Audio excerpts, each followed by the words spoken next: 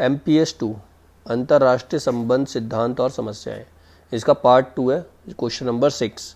अंतर्राष्ट्रीय सरकारी व अंतर्राष्ट्रीय गैर सरकारी संगठनों की प्रकृति व कार्यों की तुलना कीजिए। मतलब गवर्नमेंट और नॉन गवर्नमेंट जो ऑर्गेनाइजेशंस हैं उनके कार्यों की, उनके काम का कंपैरिजन करना है, ठीक है, तुलना करनी है उनके कार्यों की। अब इसका आंसर है, सामाजिक विश्व कोश के अनुसार अंतर्राष्ट्रीय संगठन एक प्रक्रिया है।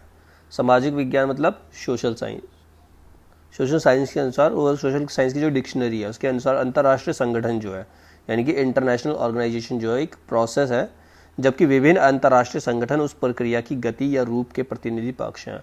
और उसके अलावा जो अंतर्राष्ट्रीय संगठन है, उसके अलावा जो अंतर्राष्ट्रीय संगठन है उसके सिर्फ प्रतिनिधि हैं, उसके इशारे पे काम करते हैं, उसके कहने पे काम करते हैं, ठीक है। वस्तुतः अंतर्राष्ट्रीय संगठन स्वतंत्र एवं प्रभुता संपन्न राज्यों का एक औपचारिक समूह है। अंतर्राष्ट्रीय संगठन, इंटरनेशनल ऑर्गेनाइजेशन क्या है? स्वतंत्र, जो स्वतंत्र हैं और प्रभुता संपन्न, जिनके हाथों में, जिनके पास शक्ति है, उन राज्यों का एक औपचारिक समूह। औपचारिक मतलब फॉर्मल, ठीक है, फॉर्मल ग्रुप है उनका एक, जिसकी स्थापना अंतर्राष्ट्रीय शांति, सुरक्षा, सहयोग एवं निर्दिष्ट लक्ष्य को प्राप्त करने हेतु की जाती है। उसकी स्थापना इसलिए हुई थी ताकि अंतर्राष्ट्रीय सुरक्षा प्राप्त हो सके, लोगों को एक दूसरे का साथ प्राप्त हो सके और एक किसी भी निर्दिष्ट लक्ष्य, मतलब किसी भी ऑब्जेक्टिव की तरफ वो साथ मिलकर जा सके। आज अंतर्राष्ट्रीय अन्योन्याश्रित एक वास्तविकता है। अंतर्राष्ट्रीय अन्योन्याश्रित मतलब कुछ बहुत सारे राज्य ऐसे जो दूसरों के ऊपर आश्रित हैं, दूसरों के ऊपर डिपेंड करते हैं, तो एक सच्चाई है। कुछ प्रभुता संपन्न जो राज्य हैं, जिनके पास शक्ति है, कुछ ही ऐसे राज्य हैं, बाकी सारे राज्य जो हैं, बाकी सारे देश जो हैं उनके ऊपर डिपेंड है, ठीक है, उनके ऊपर आश्रित हैं। कोई भी राष्ट्र सहयोग एवं सहायता के अभाव में नहीं रह सकता। आज की डेट में कोई भी देश ऐसा नहीं है जिसका कोई सहयोग ना कर रहा हो, कोई दूसरा राष्ट्र सहयोग ना कर रहा हो या सहायता ना मिल रही हो उसे, ऐसा कोई भी देश नहीं है।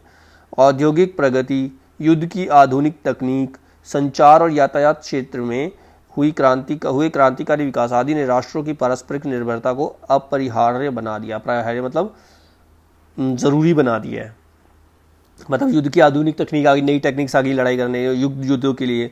औद्योगिक प्रगति मतलब इंडस्ट्रियल डेवलपमेंट हो गई है। संचार और यातायात यानी कि कम्युनिकेशन और ट्रांसपोर्ट, इन सब में इतने विकास हुए हैं कि सारे राष्ट्र एक दूसरे के ऊपर निर्भर हो गए हैं और ये कंपलसरी हो गया कि वो एक दूसरे के ऊपर निर्भर रहेंगे, ठीक है, अपरिहार्य बना दिया इसको।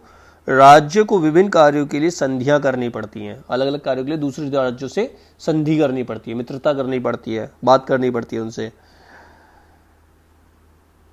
फलतः प्रत्येक राष्ट्र अन्य राष्ट्रों के प्रभाव, संधियों, आश्वासनों आदि से बंध जाते हैं। तो जब वो एक दूसरे से संधि करते तो एक दूसरे की उन्हें शर्तें भी माननी पड़ती हैं, जिसकी वजह से वो एक दूसरे से बंध जाते हैं, वो एक दूसरे के साथ नहीं छोड़ सकते।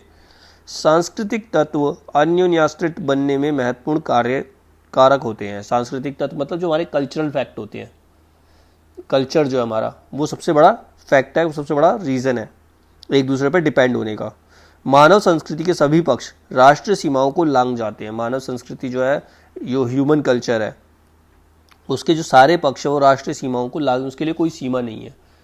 मतलब वो दूसरे देश में भी एक दूसरे के साथ संबंध बना सकते हैं और मानव क्रियाकलापों, हितों तथा निष्ठाओं में विश्वव्यापी प्रवृत्तियां प्रतिबिंबित करते हैं, क्योंकि किसी भी देश की कला, दर्शन, साहित्य, धर्म, कानून एवं नैतिकता अपने देश तक सीमित ना रहकर विश्वव्यापी होती है। किसी भी देश में चाहे उसकी कला यानी कि आर्ट, चाहे उसकी आर्ट हो, चाहे उसका रिलीजन हो, चाहे उसका साहित्य हो, चाहे धर्म हो, कानून हो, लॉ, कुछ भी है, वो उन्हीं के ना रहकर दूसरे देशों पे भी प्रभाव डालते हैं, दूसरे देशों पे भी वो असर डालते हैं। तो अंतर्राष्ट्रीय संगठन का निर्माण करके राज्य परस्पर सहयोग के सूत्र में आबद्ध हो जाते हैं। अंतर्राष्ट्रीय संगठन का निर्माण करके वो जो एक दूसरे के ऊपर डिपेंड होते हैं, एक दूसरे की जो सहायता लेते हैं, वो एक दूसरे से आबद्ध हो जाते हैं, मतलब एक दूसरे के प्रति बंध जाते हैं, ठीक है, वो उनकी शर्तें मानते हैं और उनके साथ संधि करते हैं। ये नियत काल में मिलते हैं, मतलब एक फिक्स टाइम में, सूचना, धन या अन्य सामान्य समस्याओं पर विचार विमर्श करते हैं। इनकी गतिविधियों को किसी सावयवी व्यक्तित्व का फल या किसी एक राज्य की उपज नहीं माना जा सकता। मतलब जो अंतर्राष्ट्रीय संगठन है उसमें जो भी चीज़ बढ़ रही है, जो भी चीज़ डेवलप हो रही है, वो किसी एक राज्य से प्रभावित नहीं होगी, सभी से प्रभावित होगी वो। ये गतिविधियां सामूहिक निकाय या समूह का प्रतिनिधि होती है, मतलब जो भी गतिविधि, जो भी उसके अंदर काम होगा, जो भी गतिविधि होगी, कोई भी मूवमेंट होती है, तो वो पूरे समूह की वजह से होती है, सारे देशों की वजह से होती है, उनके प्रतिनिधि होते हैं, वो करते हैं। इनका प्रयास होता है कि संबंधों के संचालन में अधिक श्रेष्ठकर तरीकों को विकसित किया जाए, मतलब जो संबंध है उनको चलाने के लिए अच्छे तरीके विकसित किए जाए। ऐच्छिक सहयोग को अधिक सुविधाजनक और सुदृढ़ बनाने के लिए नए नए अभिकरणों को स्थापित करके नीतियों में सामंजस्य लाया जाए। मतलब जो संबंध बना रहे हो ऐच्छिक संबंध होने चाहिए, मतलब वो अपनी मर्जी से हमारे साथ संधि करे, ना कि हम उसके ऊपर प्रेशर डालें। हम ऐसी सिचुएशन क्रिएट करें कि वो अपनी मर्जी से हमारे पास आए, उसे लगे कि हमारे पास आने से उसको फायदा है, ठीक है, ताकि पारस्परिक विचार विमर्श के लिए उन्नत मार्ग को समुचित रूप से संगठित एवं व्यवस्थित ढांचा उपलब्ध हो। जबकि गैर सरकारी संगठन औपचारिक रूप से पारस्परिक उद्देश्यों की पूर्ति हेतु एक से अधिक राज्यों द्वारा निर्मित संस्थाएं।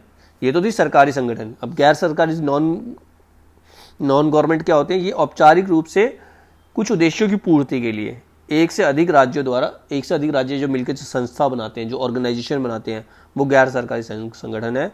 यह नागरिकों या नागरिकों के समूह द्वारा विकसित किया जाता है। इसमें क्या होते हैं? किसी भी देश के नागरिक इंक्लूड होते हैं, ठीक है, या नागरिकों का ग्रुप होता है। आर्थिक और सामाजिक परिषद का यह मानना है कि वे अंतर्राष्ट्रीय संगठन जो अंतः सरकारी संधियों या साधनों को से नहीं बनाया जाता, उन्हें गैर सरकारी अंतर्राष्ट्रीय संगठन समझा जाएगा। मतलब वो संगठन, वो अंतर्राष्ट्रीय संगठन जो किसी सरकारी संधि की वजह से नहीं हुए, गवर्नमेंट ने जिसके लिए कोई प्रयास नहीं किया, ना उनके कोई रूल्स रेगुलेशन है उसके अंदर। उनके जैसे हमारे देश की पब्लिक है, दूसरे देश की पब्लिक, उन्होंने मिलकर कोई ग्रुप बना लिया, एनजीओ, नॉन गवर्नमेंट ऑर्गेनाइजेशन, दूसरों की सहायता करने के लिए, तो उसमें सरकार का कोई लेना देना नहीं होता, तो उनको क्या माना जाएगा? गैर सरकारी अंतर्राष्ट्रीय संगठन, ठीक है। अब इसके आगे अंतर्राष्ट्रीय गैर सरकारी संगठन अपने कार्यों को लेकर अंतः सरकारी संगठन से ज्यादा लोकप्रिय संगठन है। इसमें उल्टा लिख दिया, गैर सरकारी अंतर्राष्ट्रीय संगठन जो है वो अपने कार्यों को लेकर ज्यादा पॉपुलर है, सरकारी संगठन से ज्यादा पॉपुलर है गैर सरकारी संगठन, ठीक है। अंतर्राष्ट्रीय गैर सरकारी संगठन काफी संवेदनशील होकर अपने कार्य को मूर्त रूप प्रदान करते हैं, मतलब उनको सजीव रूप देते हैं। वो ज़्यादा लोकप्रिय है, ज़्यादा पॉपुलर है, और संवेदनशील होकर, मतलब वो इमोशनल होकर काम करते हैं। इनके कार्यों की भी एक अलग पद्धति होती है, इनका काम करने का तरीका भी अलग होता है, लेकिन इनका लक्ष्य सीमित होता है।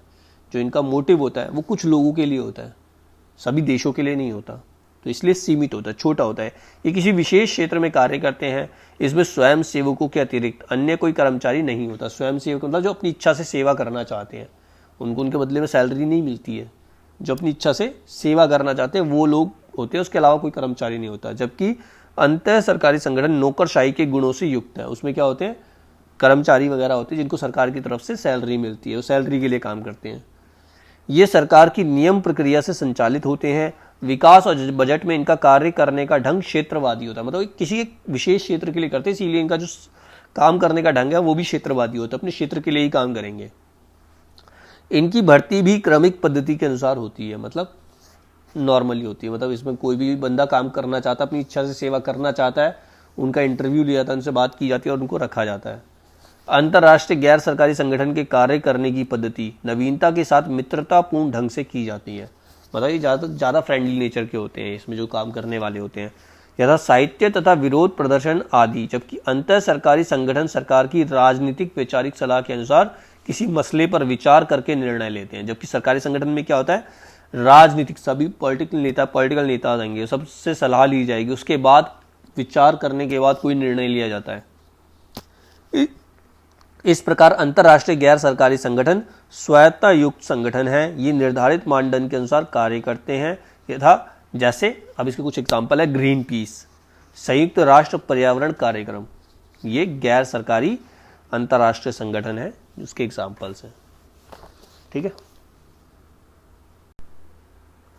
MPS 2 अंतर्राष्ट्रीय संबंध सिद्धांत और समस्याएं, इसका पार्ट 2 है।